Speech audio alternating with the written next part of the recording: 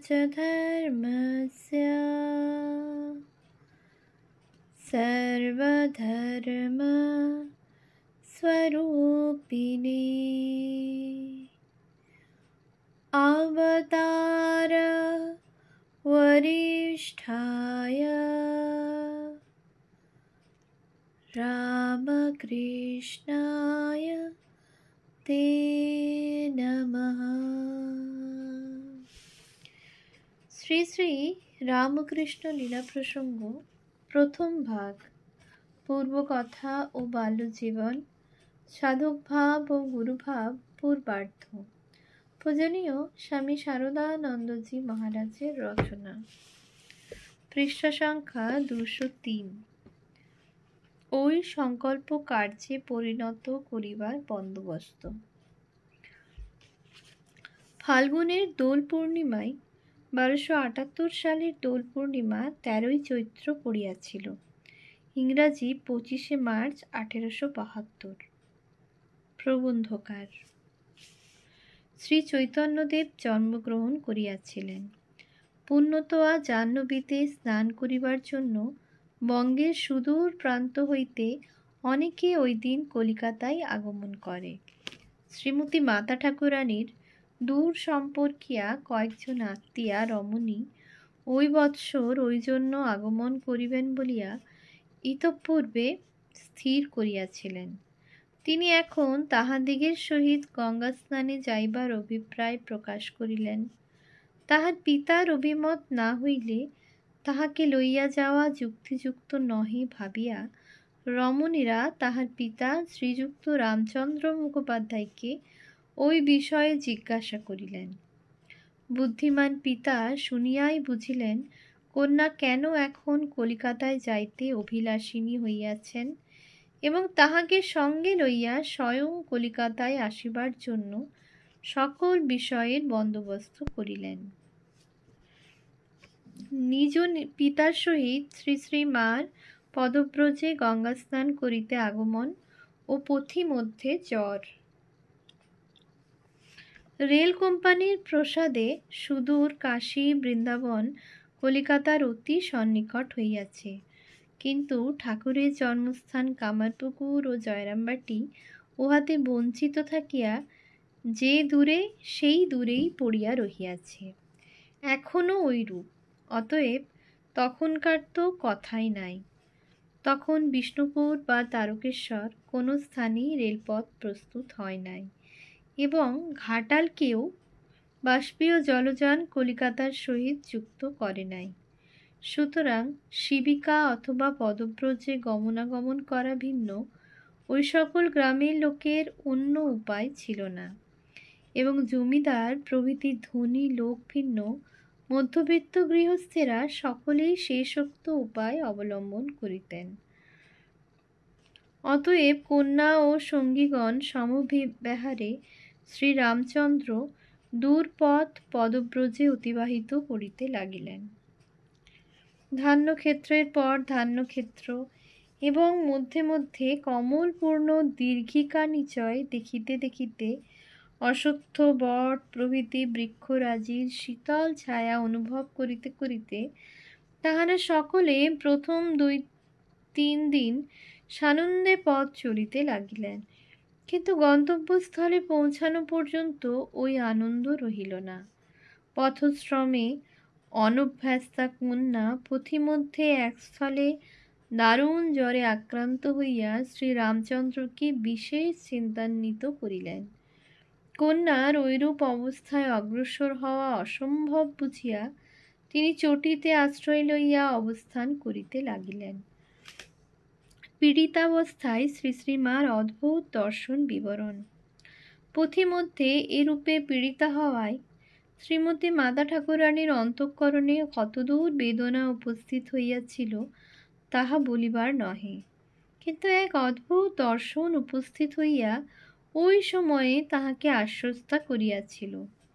উক্ত দর্শনের কথা তিনি পরে স্ত্রী ভক্তদিগকে কখনো কখনো নিম্নলিখিতভাবে বলিয়াছেন। জ্বরে যখন একেবারে বেহুঁশ লজ্জা শরম রহিত হইয়া পড়িয়া আছি, তখন দেখিলাম পার্শ্বে একজন রমণী আসিয়া বসিল। মেয়েটির রং কালো, কিন্তু এমন সুন্দর রূপ কখনো দেখি নাই। বসিয়া আমার গায়ে মাথায় হাত বুলাইয়া দিতে লাগিল। এমন নরম ঠান্ডা হাত গায়ের জ্বালা জুড়াইয়া যাইতে লাগিল। জিজ্ঞাসা করিলাম, তুমি কোথা থেকে আসছো গা? রমণী বলিল, আমি দক্ষিণেশ্বর থেকে আসছি। শুনিয়া অবাক হইয়া বলিলাম, দক্ষিণেশ্বর থেকে? আমি মনে করেছিলাম দক্ষিণেশ্বরে যাব, তাকে ঠাকুরকে দেখব, তার সেবা করব, কিন্তু পথে জ্বর হওয়ায় আমার ভাগ্যে ওইসব আর হলো না। রমণী বলিল, সে কি, তুমি দক্ষিণেশ্বরে যাবে বই কি, ভালো হয়ে সেখানে যাবে, তাকে দেখবে, তোমার জন্যই তো তাকে সেখানে আটকে রেখেছি। আমি বলিলাম, বটে, তুমি আমাদের কে হও গা? মেয়েটি বললে, আমি তোমার বোন হই। আমি বলিলাম, বটে, তাই তুমি এসেছ? ওইরূপ কথাবার্তার পরেই ঘুমাইয়া পড়িলাম। রাত্রে জ্বর গায়ে শ্রী শ্রীমার দক্ষিণেশ্বরে পৌঁছানো ও ঠাকুরের আচরণ। প্রাতঃকালে উঠিয়া শ্রীরামচন্দ্র দেখিলেন কন্যার জ্বর ছাড়িয়া গিয়াছে।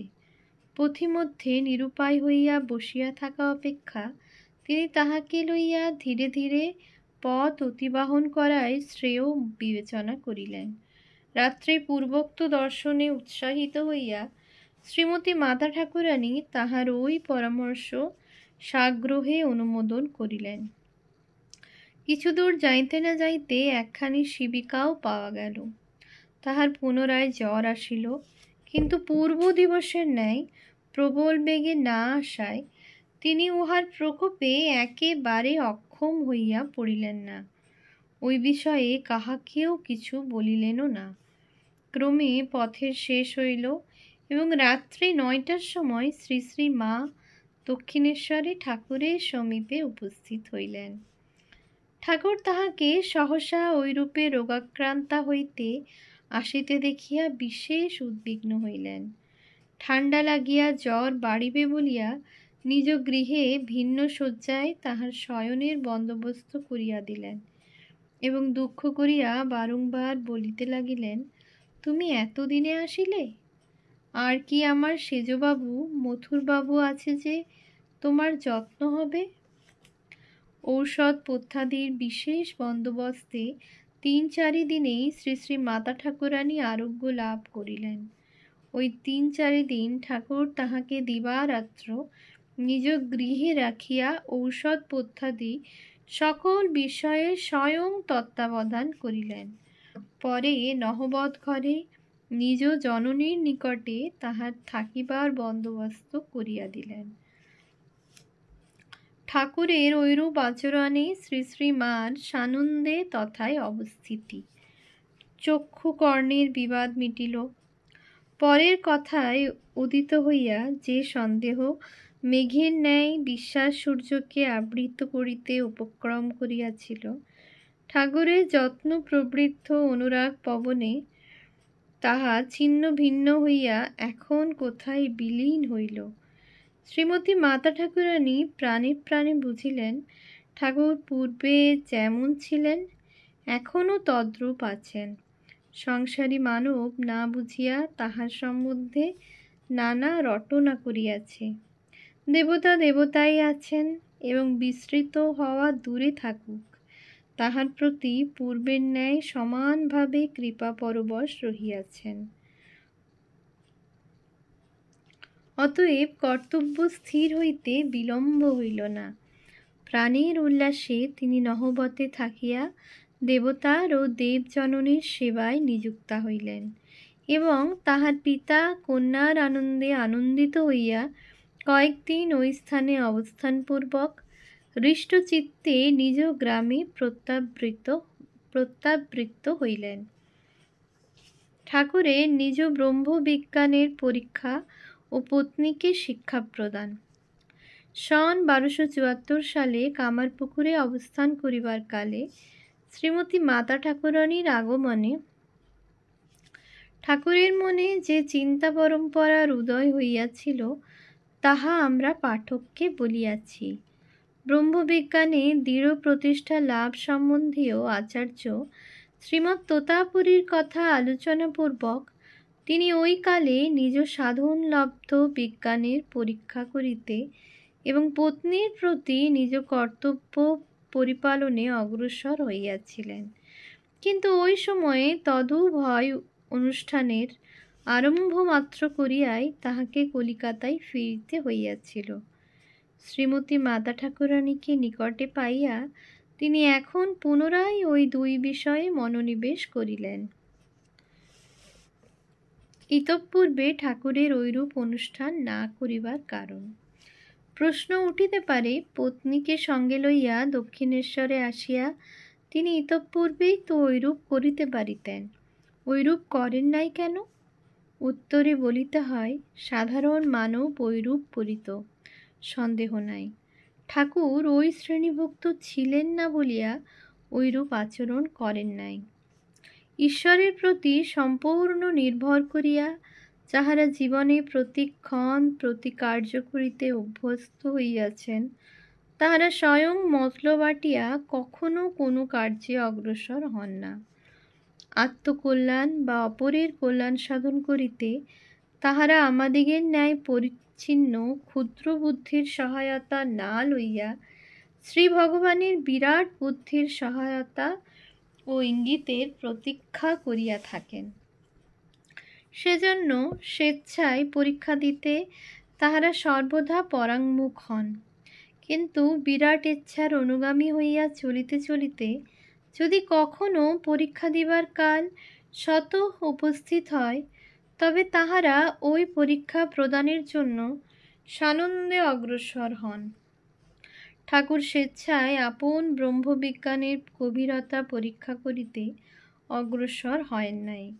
কিন্তু যখন দেখিলেন পত্নী কামারপুকুরে তাহার সকাশে আগমন করিয়াছেন এবং তৎপ্রতি নিজ কর্তব্য প্রতিপালনে অগ্রসর হইলে তাহাকে ওই বিষয়ে পরীক্ষা প্রদান করিতে হইবে, তখনই ওই কার্যে প্রবৃত্ত হইয়াছিলেন। আবার ঈশ্বরেচ্ছায় ওই অবসর চলিয়া যাইয়া যখন তাহাকে কলিকাতায় আগমনপূর্বক পত্নীর নিকট হইতে দূরে থাকিতে হইল, তখন তিনি ঐরূপ অবসর পুনরানয়নের জন্য স্বতঃপ্রবৃত্ত হইলেন না। শ্রীমতী মাতা ঠাকুরানী যতদিন না স্বয়ং আসিয়া উপস্থিত হইলেন, ততদিন পর্যন্ত তাহাকে দক্ষিণেশ্বরে আনয়নের জন্য কিছু মাত্র চেষ্টা করিলেন না। সাধারণ বুদ্ধি সহায়ে আমরা ঠাকুরের আচরণের ওই রূপে সামঞ্জস্য করিতে পারি। তদ্ভিন্ন বলিতে পারি যে যোগ দৃষ্টি সহায়ে তিনি বিদিত হইয়াছিলেন, ঐরূপ করাই ঈশ্বরের অভিপ্রেত। ঠাকুরের শিক্ষাদানের প্রণালী ও শ্রী শ্রী মার সহিত এই কালে আচরণ। সে যাহা হোক, পত্নীর প্রতি কর্তব্য পালনপূর্বক পরীক্ষা প্রদানের অবসর উপস্থিত হইয়াছে দেখিয়া ঠাকুর এখন তদ্বিষয়ে সানন্দে অগ্রসর হইলেন এবং অবসর পাইলেই মাতা ঠাকুরানীকে মানব জীবনের উদ্দেশ্য এবং কর্তব্য সম্বন্ধে সর্বপ্রকার শিক্ষা প্রদান করিতে লাগিলেন। শোনা যায়, এই সময়েই তিনি মাতা ঠাকুরানীকে বলিয়াছিলেন, চাঁদা মামা যেমন সকল শিশুর মামা, তেমন ঈশ্বর সকলেরই আপনার, তাহাকে ডাকিবার সকলেরই অধিকার আছে। যে ডাকিবে তিনি তাহাকেই দর্শন দানে কৃতার্থ করিবেন। তুমি ডাকো তো তুমিও তাহার দেখা পাইবে। কেবল উপদেশ মাত্র দানেই ঠাকুরের শিক্ষার অবসান হইত না, কিন্তু শিষ্যকে নিকটে রাখিয়া ভালোবাসায় সর্বতোভাবে আপনার করিয়া লইয়া তিনি তাহাকে প্রথমে উপদেশ প্রদান করিতেন, পরে শিষ্য উহা কার্যে কতদূর প্রতিপালন করিতেছে সর্বদা তদ্বিষয়ে তীক্ষ্ণ দৃষ্টি রাখিতেন এবং ভ্রমবশত সে বিপরীত অনুষ্ঠান করিলে তাহাকে বুঝাইয়া সংশোধন করিয়া দিতেন। শ্রীমতী মাতা ঠাকুরানীর সম্বন্ধে তিনি যে এখন পূর্বোক্ত প্রণালী অবলম্বন করিয়াছিলেন তাহা বুঝিতে পারা যায়। প্রথম দিন হইতে ভালোবাসায় তিনি তাহাকে কত দূর আপনার করিয়া লইয়াছিলেন, তাহা আগমন মাত্র তাহাকে নিজ গৃহে বাস করিতে দেওয়াতে এবং আরোগ্য হইবার পরে প্রত্যহ রাত্রে নিজ শয্যায় শয়ন করিবার অনুমতি প্রদানে বিশেষ রূপে হৃদয়ঙ্গম হয়। মাতা ঠাকুরানীর সহিত ঠাকুরের এই কালের দিব্য আচরণের কথা আমরা পাঠককে অন্যত্র গুরুভাব পূর্বার্ধ ৪র্থ অধ্যায় বলিয়াছি, এজন্য এখানে তাহার আর পুনরুল্লেখ করিব না। একটি কথা যাহা ইতঃপূর্বে বলা হয় নাই তাহাই কেবল বলিব। ওম শান্তি শান্তি শান্তি। হরিঃ ওম তৎসৎ।